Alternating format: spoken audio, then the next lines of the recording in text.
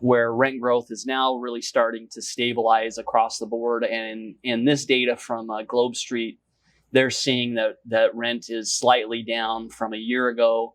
The Fed is happy to see this because they're trying to slow the growth of costs across the board. So this is something they're going to be excited about. Most people, anyone who rents, is probably happy to see that flat line. Heidi, you want to talk about some of the other highlights from this article? Yeah, so mostly this article talks about that the median rent nationwide dropped about 0.5% to an average rent about $13.64 in total, 1.2% cheaper than it was a year ago. A lot of this goes back to the graph you even just showed us a few minutes ago, where what we're seeing is that stabilizing factor. We've been on this climb over the last year and a half, that now we're just starting to plateau again and find a happy medium.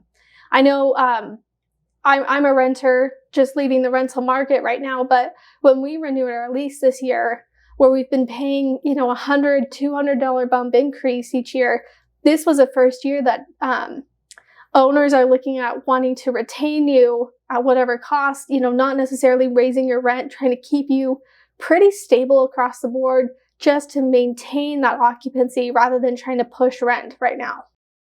If you are an apartment owner, we've known as an apartment owner, there's going to be a bunch of new supply with a bunch of these apartment buildings that were delayed because of COVID that are now starting to come out.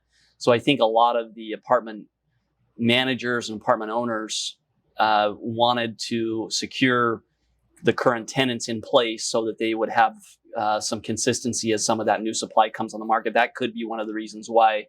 So we know apartments have started to flatline, which is a good thing. I mean, the sort of growth that we were talking about earlier, where we saw 20% rent increases in a year, that's not sustainable. And it's at some point that's got to slow down. So we're glad to start seeing some of that stability. Even though we are apartment owners, we know that it wasn't sustainable.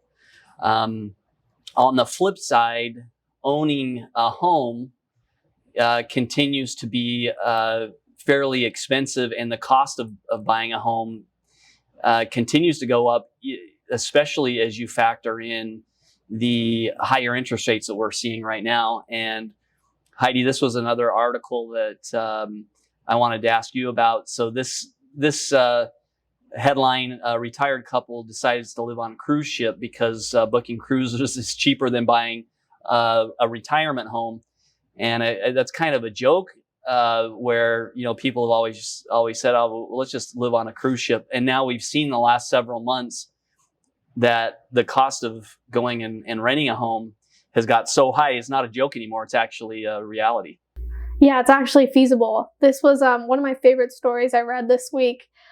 This Australian couple decided to forgo moving into a retirement home.